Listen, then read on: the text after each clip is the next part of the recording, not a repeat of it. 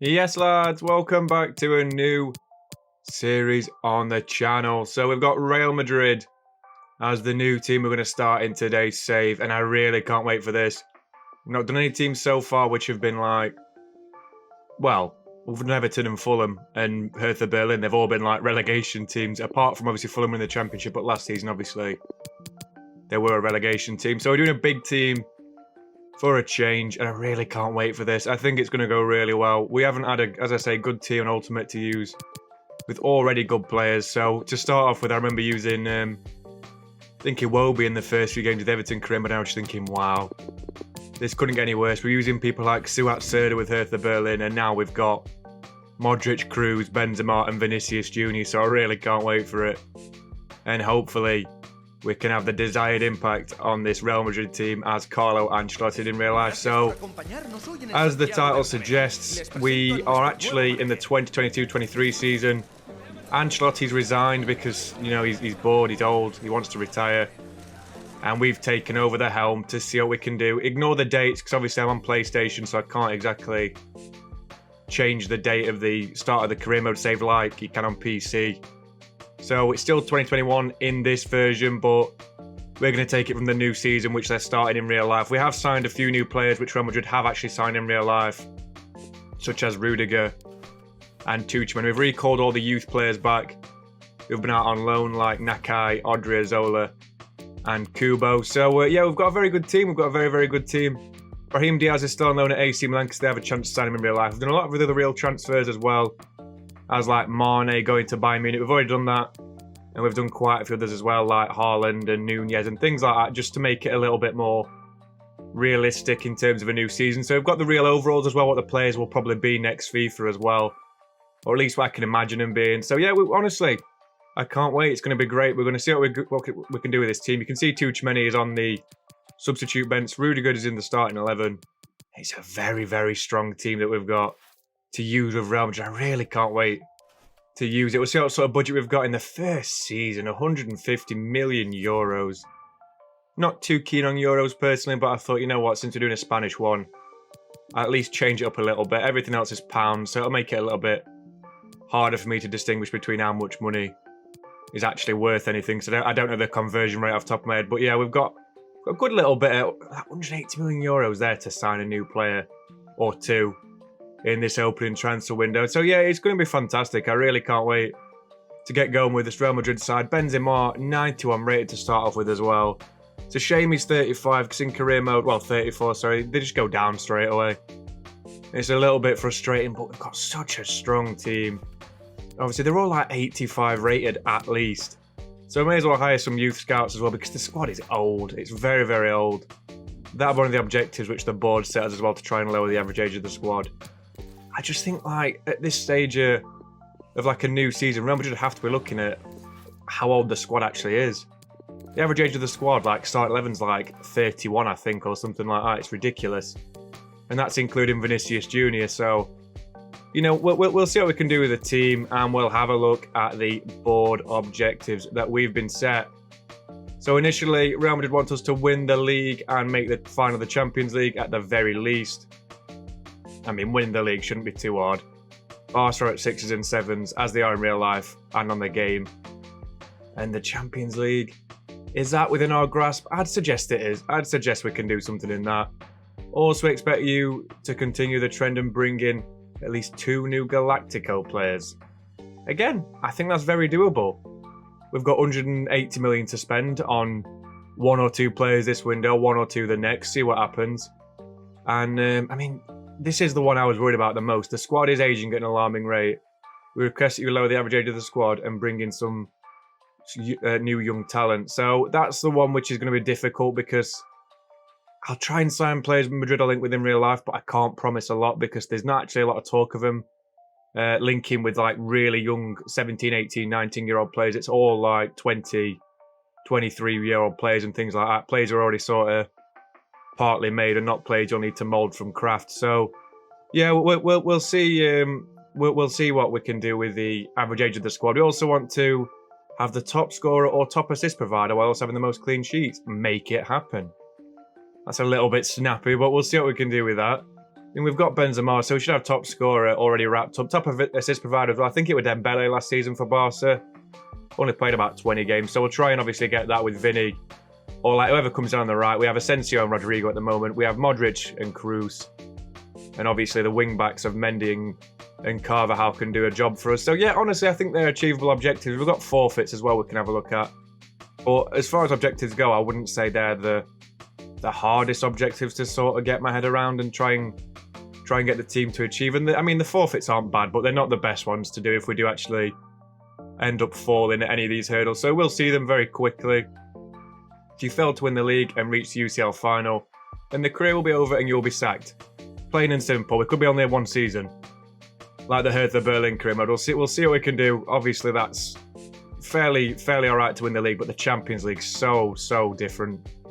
As Liverpool, City, and Bayern have all strengthened. If you don't bring in 2 new Galacticos, you'll have to sell your highest rated player. I mean, that's counterproductive, but you know, we'll try and do it. I've already got one in mind for the next episode we can bring in. No new Galacticos this episode, but maybe a few youth players we'll bring in. Also, if the average age of the squad is not brought down, then you'll be required to sell your best young player. I've put too many O's in that, but who cares? And that's obviously Vinicius Jr., so not really keen on losing Vinicius Jr. because he is the best young player, arguably in the world, under 21 years old. And then finally, if you do not possess the top providers, well, that's like goals and assists, and the highest clean sheets in the league, then your highest scorer or GK will be sold. I don't really like the sound of that, because if we don't have the highest top scorer or assister, or the highest clean sheet holder, which is going to be Courtois, then we're in a bit of a pickle, because it's really hard to sign a good keeper on this game. I mean, the negotiations aren't strict, so we'll be fine. I'm sure we'll be fine. And yeah, I literally can't wait to get into it. I really can't. So that's our objectives and forfeits we've set ourselves, and we'll see what we can do with them by the end of the season. So you see quickly, we're in the semi-finals of the pre-season tournament. We've beat everyone so far, and we beat City in the final 1-0. So yeah, that's a nice little start to the season. First trophy of the year. I don't think it really counts, but I'm not going to complain. That's quite a nice little thing to win. Obviously, Mariano, we want to get rid of him as soon as we can. We've got a few players here like Renier, Hazard, Mendy and Militao, and we've got a big bid for Eden Hazard from Manchester United. So this is a really weird one, because obviously the former Chelsea player, we got a bid from Lille earlier on in the season. Well, I say season, earlier on in the window, a few days before, but they didn't want to follow through with it. So, no one wants to pay for him. We're only asking for like 45 million. We've accepted a deal eventually for him, and then obviously Mendy and Militao. Why would you try and sign Mendy and Militao? It's never going to happen. And now we see the players it wanted to bring in. So the left wing-back spot is something that Real Madrid struggle with, especially when Mendy's injured, which he has been quite a couple of times over the last couple of seasons. And Angelino, he looks like a surefire backup or like rotation player. He's 83 rated, he's 24 years old, he should have about 90 pace, but that's irrelevant. He's such a good player in real life. We'll offer £49 million for him, see what they say for it. 69 million. I mean, that's a bit of a joke, to be honest. I'm not having that. I'm not paying that much for him. He's not worth that much in my eyes. But we do agree a fee of 59, and that's not a bad little signing if we agree the contract terms. But I mean, he's a cracking player in real life. He really is. Got a lot going for him in terms of the tools he's got to bring to the team. He's a bit of a different player to Mendy. Mendy can sort of rely on his physical ability and his technical ability as well, whereas Angelino is strictly like a crossing set-piece specialist. And I mean, it'd be very useful. It'd be nice to have him to come off the bench if we need a player to pop up with a crucial pass. I mean, we have Modric and Kroos for that, but you know what I mean. A bit more in terms of creativity from the left wing back spot, which we could do with a player like Angelino. So I'll offer him a 5-year deal. We've agreed a crucial squad role. We're not doing release clauses, mate, because clubs tend to match him on this. It's ridiculous. He's an 86 pound season that a club will match it without a shadow of a doubt. So 110 grand a week is what we agree the fee as well. That's a good signing. I would say that's a good sign. I'm actually quite pleased with that. It's a lot of cash in it, but who cares? Who cares? He's going to be a good player. He's going to be a future player to build the team around. He's a bit younger than Mendy, who's 25 or 26, I believe. And as you can see, Davies was an option, but I thought I'd try and make it realistic. Angelino's at least a little bit more realistic. And then we've got a few French youth players. So Lekeba had a decent breakthrough season at Lyon, to be fair, in the season just gone. So he's 18 years old, 75 rated. We'll offer £11 million straight up. They want Ceballos, who I'm trying to sell. I might just offer him Ceballos, you know. I think that makes sense to me. They'll agree terms with him. I mean, he's not a bad player in real life. He deserves higher than a 77. He looked good in the UCL final against Liverpool, but I mean, I think I'll just get shut shop because he's gone like 90 grand a week. I don't want to pay that. I can afford it as the Real Madrid manager, but obviously it's a lot of coins to pay for a player who's not even going to be starting at least like 15 games a season. So this guy makes more sense to me. He'll not want a massive wage either. 22k a week. That's very reasonable. That really is. We've agreed another deal for a young player. Now, this is trying to lower the average age of the squad, which I think we're doing quite nicely so far. In terms of, we've got a 24-year-old, an 18-year-old, and we've got 2 more players who we've got like at least some sort of little impact in trying to sign. So we've got like De Ligt. Look, we're looking at De Ligt. We're looking at Sergej Milinkovic-Savic. We're looking at Gnabry. We're looking at some absolute ballers who could actually make a difference to this side. I think the right wing one is something that we could look at in the future. I think Gnabry's like a good one we could do because they're linked with him heavily in real life. And I mean, they're asking for Borja Mayoral here. Again, I think I might just do the same thing which I did with Ceballos and just give him Borja Mayoral. I don't need you, mate. I don't need you. I'd rather have this young guy called Cho, who's linked to a lot of the top teams. So yeah, Mohamed Ali Cho. That's a great name, that is. Yeah, obviously, it'll be a good signing for the future. If we do a couple of seasons here, he might get a bit of game time next season. Might send him on loan this year.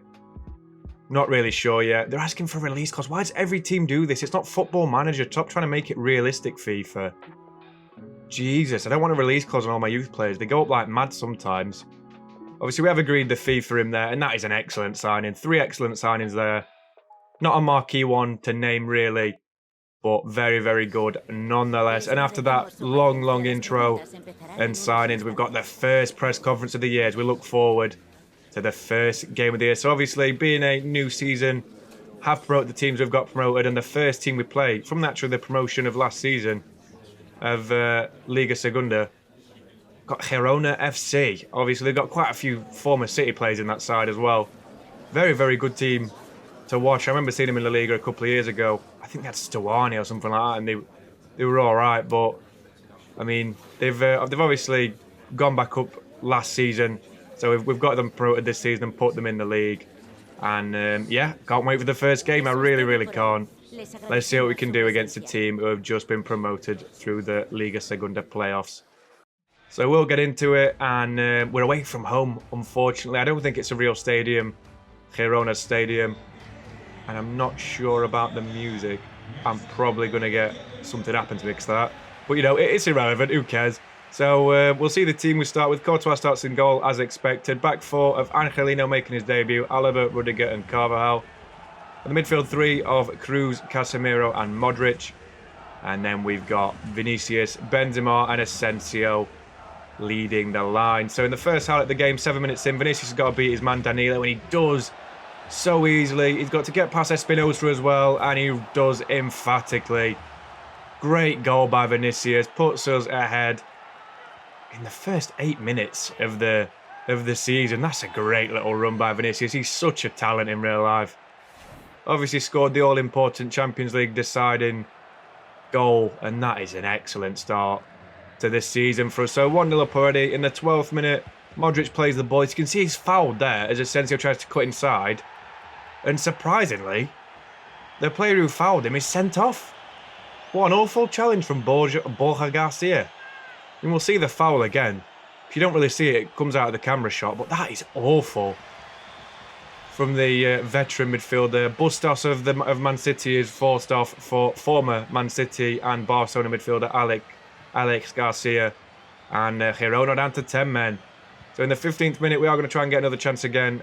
Asensio's looking inside, passes to Modric, back to Casemiro, who hits one from distance off the bar, and Girona get it away very, very well. But in the 35th, they come forward again. Samuel Sainz plays it through to Garcia, who hits one, and Courtois makes a smart stop. Fairly easy, that. Fairly easy stop for the big Belgian in goal. So they do take the corner, though. They play it towards the back. It's headed across. Tried to clear away. And then Courtois smothers the ball for a comfortable first half. 1-0. They had one really good chance. but we quelled it, and we'll restart in the second half. So we restart in the 64th minute. Camavinga's on now, plays the ball through to Vinny Jr. again, who turns his man Juanpe. Nowhere near him, past the keeper again, Juan Carlos. And Vinicius Jr. gets his second goal of the game. My, he's a talent. What a baller he is. He's so good. I ain't got any more superlatives to describe him. He's such a good player. Look at that turn. It's like he's not even there. It's too easy. Come on, man. That's too easy. We restart in the 79th minute. They've got the kick. Girona, they play it straight to Benzema, who takes a touch and fires it off the deflection. And Juan Carlos has to pick the ball out of his net for a third time. I don't even know what to say. That's just awful from the Girona AI. I don't even know how that went in. So disappointing sometimes when you play FIFA like that, and they're so bad defensively, even on ultimate difficulty. You can't even help that. It's just really, really bad defending. And Benzema, with a bit of a power driver, makes it 3-0. Got one final chance though in the 86th minute. The through ball is sweet from Benzema through to Valverde on the pitch as a substitute. And he makes no mistake. Past Juan Carlos again. And we win the game 4-0. That is ridiculous. Such an easy result. Girona look like they're going straight back down. They've gone up through the playoffs, of course. They look nowhere near us. I mean, we are the like La Liga champions and Champions League champions, so it's expected, but still very, very poor showing from Girona, but an absolutely tremendous performance by us, and we do indeed win the game 4-0. That is ridiculous. Really, really good result. And we'll see what the player performances are, because a few players really surprised me with how well they played. Obviously, Vinny and Benzema were all right. But the defence, Angelino in his first game got an assist. Courtois was excellent, as you'd expect. And then the back two of Rudiger and Alaba seemed to complement each other so well. I mean, Militao's obviously a shoe-in to play a lot of the games as well. But these two look like our starting central defence partnership. But as I say again, excellent performance. And we'll move on into the second and final game of the episode. So by the way, just to let you know, if there is no noise coming through, it's because I've had to mute it because of copyright reasons, because I've had this problem before in the Valencia CAREERMODE. I do remember having this problem before. But we have got Almeria, and we'll see the team. Courtois starts in goal. Mendy, Militao, Rudiger and Vazquez are the back four. Midfield three of Valverde, Casemiro and Modric. So Cruz has dropped to the bench. And the forward line of Vinny, Benzema and Rodrigo, with Asensio dropping to the bench. So 15 minutes in, Benzema takes a bit of time. They're not closing him down. It's a great effort. And he hits the crossbar. Very unfortunate. Obviously, Almeria got promoted last season as well, so they're in the Liga on this save as well. That is so unlucky from Karim the Dream, as we're still 0-0 in the game. So pick back up in the 27th minute. Vinicius Jr. has played wide. This looks like such a realistic run where he just cuts inside on a player. Looking for the pass back to Valverde. He was looking for a pass back towards Rodrigo. Look at the football to Modric off the post. And Almeria escape yet again. Couldn't even get near him then. And the post comes to their rescue for the second time in the game. So just before half-time, Alex Centelles of Almeria gets a chance. Pulls it back towards Lazo, and Courtois is megsed. That is woeful goalkeeping from the big Belgian. I mean, that kit's beautiful, isn't it? That is such a saucy kit to look at. Jesus Christ. Dear God, it's beautiful. Jesus, that is ridiculous. How have they scored against us? At their first shot on goal, and Courtois must hang his head in shame there. It's woeful goalkeeping, as I say, from our big Belgian number one. And we have a lot of work to do to get back into this game. So straight from kickoff, we give the ball away. Eder Militao absolutely crunches one of their players. This time, though, he plays it really safe. Plays it towards Valverde. Modric has got the ball now, playing it out wide. In fact, no, we play it inside towards Benzema. We're looking for the pass towards Vinicius Jr. though now. Return run. Look at the steaming run from Modric, who gets there. It's a great save off of the goalkeeper. And Rodrigo makes no mistake into an empty net. Makes it 1-1. Calms down the Almeria faithful. I think you're getting a bit ahead of yourself there, Sunshine.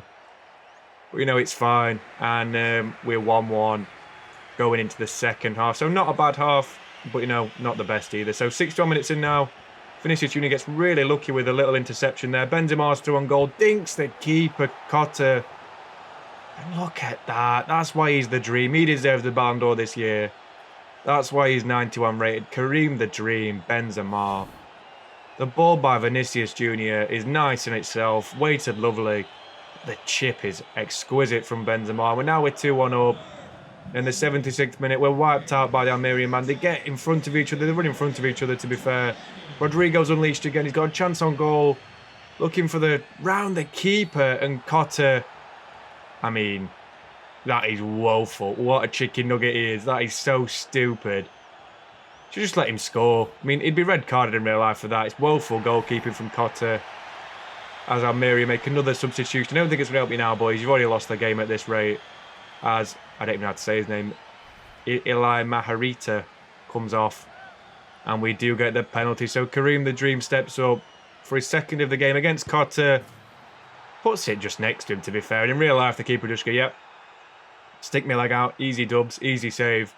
But Benzema makes no mistake with the penalty. Luckily for us, it's FIFA and it's not real life. And we're 3-1 up. Away again against Almeria. We've not played at the Santiago Bernabeu yet. But excellent finish by Karim to put us 3-1 up. The 87th minute, Vinicius Junior again against his man, running him ragged all game. Gets another chance, rounds the keeper, very fortunate deflection again.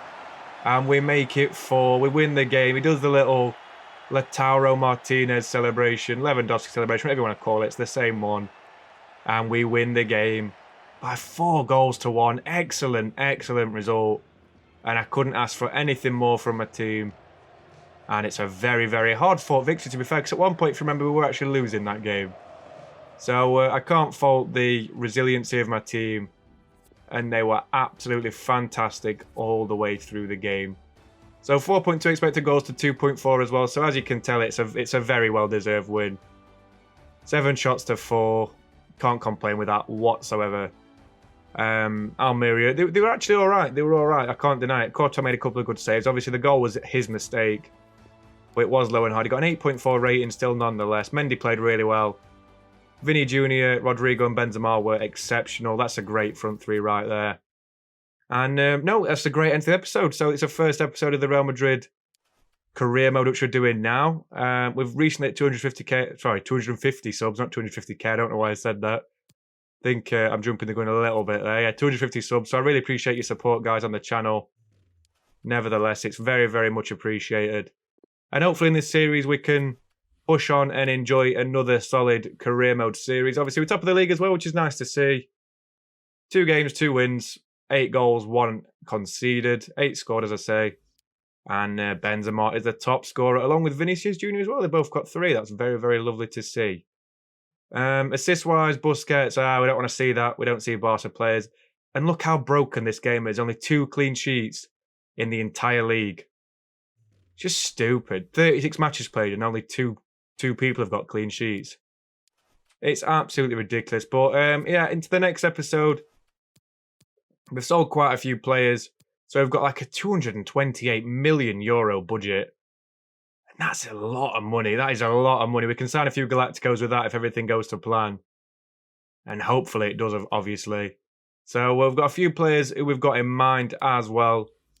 The main outstanding candidate, I would say, is probably Serge Gnabry. Obviously, Paqueta looks great. Neymar looks great. De Ligt looks great. Martinez, Milinkovic-Savic. Martinez is probably like a Season 2 signing if we get there. As Benzema is aging. Mason Mount, again. These are all players that have been linked with in real life. And Kunku, that's one I'd love in January. And then Gnabry, as I say, looks like the most realistic one if we're going on the paper talk. From what I've heard so far. So we'll have a look into the next episode. We do start August off. Well, sorry, we finish August off. We start the new episode off with an away game against Real Betis. Made Europe again for the 2nd successive year. We've got a home game then against Celta Vigo. An away game against Inter Milan in the Champions League. And then potentially an away game against Valencia in La Liga. I'm not sure about that yet. But, you know, we'll see what we can do. But that's the end of the episode. That's all we've got for you today, guys. I really, really appreciate you watching the first episode of the Real Madrid career, but I hope you can catch me for many, many more. I'll catch you next episode in a couple of days. Thanks, guys.